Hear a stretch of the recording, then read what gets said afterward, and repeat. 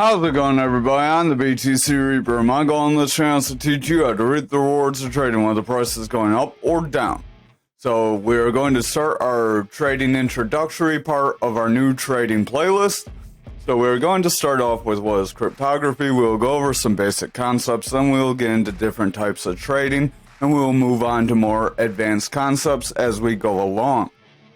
Cryptography is the process of hiding or coding information so that only the person a message is intended for can read it. The art of cryptography has been used to code messages for thousands of years and continues to be used in bank cards, computer passwords, and e-commerce.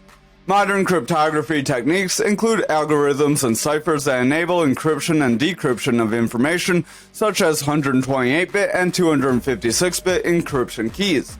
Modern ciphers, such as Advanced Encryption Standard, or AES, are considered virtually unbreakable. Cryptography can be traced all the way back to ancient Egyptian hieroglyphs that remains vital to securing communication and information in transit and prevents it from being read by anyone who was not a trusted party. It uses algorithms and mathematical concepts to transform messages into difficult to decipher codes through techniques like cryptographic keys and digital signing to protect data privacy, credit card transactions, email, and web browsing, among some other things. So privacy and confidentiality. Cryptography ensures confidentiality by encrypting sent messages using an algorithm with a key known to the sender and recipient.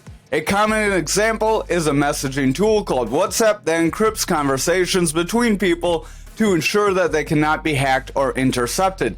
Cryptography is also used for VPNs. So if you use either of these, you are using cryptography besides trying to invest in crypto. There is secret key cryptography, also known as symmetric encryption, that uses a single key to encrypt and decrypt a message, which is usually used for like plain text. Stream ciphers work on a single bit or byte at any time and constantly change the key using feedback mechanism.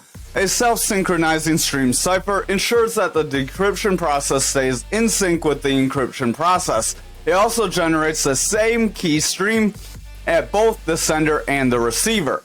So some of them may not do that. Block ciphers, this is not used in cryptocurrency, even though it sounds like it because there's blocks in cryptocurrency, but this encrypts one block of fixed data at a time. It will always encrypt a plain text data block at the same ciphertext when the same key is used. So a good example is Festial Cipher, which uses elements of key expansion, permeation, and substitution to create a vast confusion and diffusion in the cipher. Public crypto keys, or PKCs, or asymmetric cryptography, uses mathematical functions to create codes that are exceptionally difficult to crack. It enables people to communicate securely over a non-secure communication channel without the need for a secret key. Generic forms of PKC use two keys that are related mathematically but do not enable either to be determined. Put simply, the sender can encrypt a plain text message using a private key, and then the recipient decrypts the ciphertext using the public key, much like how your wallets work. RSA is the first and remains the most common PKC, so these are the different types of PKC. If you're interested in the cryptography cryptocurrency uses, it usually uses ECC here. But RSA was the first and remains the most common PKC implementation. The algorithm is named after its MIT developers, and it is used in data encryption, digital signatures, and key exchanges. It uses a large number that results in factoring two selected prime numbers. It is impossible for an attacker to work out the prime factors, which makes RSA especially secure. Now, ECC, or epileptic curve cryptography, is a PKC algorithm based on the use of epileptic curves in cryptography. It is designed for devices with limited computing power or memory to encrypt internal traffic. A common use of ECC is embedded computers, smartphones, and cryptocurrency networks like Bitcoin. Digital signature algorithm, or DSA, is a standard that enables digital signatures to be used in a message authentication. I believe some smart contracts kind of use some sort of implementation of that, IBE is a PKC system that enables the public key to be calculated from unique information based on the user's identity, such as their email address. A trusted third-party or private key generator then uses cryptographic algorithms to create corresponding private keys. This enables a user to create their own private keys without worrying about distributing public keys. But since it's tied to a lot of your personal information, it does lead ability for someone to hack you through social engineering. So just watch out for that. Diffie-Hellman and Key Exchange Algorithm, or KEA, is a variation of the Dell-Hellman algorithm that was proposed as a method for key exchange in the NIST, National Security Agency, NSA's capstone project, which developed cryptography standards for public and governmental use. So this pretty much paved the way for cryptography. So hash functions ensure that data integrity is maintained in encryption and decryption, whichever version of cryptography is used. It also uses databases that items can be retrieved from more quickly. So it's easier to retrieve data using hash functionality. This helps increase block times and any kind of transaction or any kind of information transfer if you're using cryptography versus other methods. Hashing is the process of taking keys and mapping it to a specific value, which is the hash or hash value. A hash function transforms a key or digital signature, then the hash value and signature are sent to the receiver, who uses the hash function to generate hash value and compare it. So they basically validate that what they got is the same as what was supposed to be sent. A common hash function is folding, which takes a value and divides it into several parts, adds parts, and uses 4 remaining digits as the key or hash value. Examples of hash functions are SHA-1, SHA-2, SHA-3. I believe SHA-256 is what most cryptography is using. It's one of those higher numbers.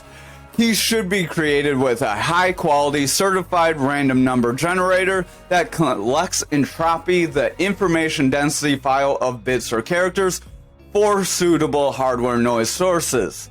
Otherwise, you may have little weak pieces in your key, and you might not have as strong of a key if it has a less dense bit than a normal key would. So these are all different ways you could want to protect your keys, or different ways your keys can get attacked. Reuse of keys is a big no-no. You want to use your keys pretty much once and then get rid of them. Non-rotation of keys, so let's say you bought your ledger 3-4 years ago and you have not moved your coins since then. You could have had people trying to attack you without your knowledge for the duration of that time you've been holding. So it could be advisable that you may rekey, or you may transfer your assets into new wallets with different keys and different private and public keys. Or if you have the ability to just change your private keys, it's a good idea to change your private keys. Inappropriate storage of keys, storing keys alongside the information. So if you store your little sheet your ledger came with your ledger, then it's not very protected, because once someone grabs that ledger box, they have everything. Inadequate protection of keys, that kind of goes hand in hand, but keys must be encrypted and only made available unencrypted when placed within secure, tamper-protected environments or kept offline. So those are some ways you can protect yourself. If you're interested, here's some questions you may want to kind of associate yourself with for cryptography. There are here's the main types. We went over that.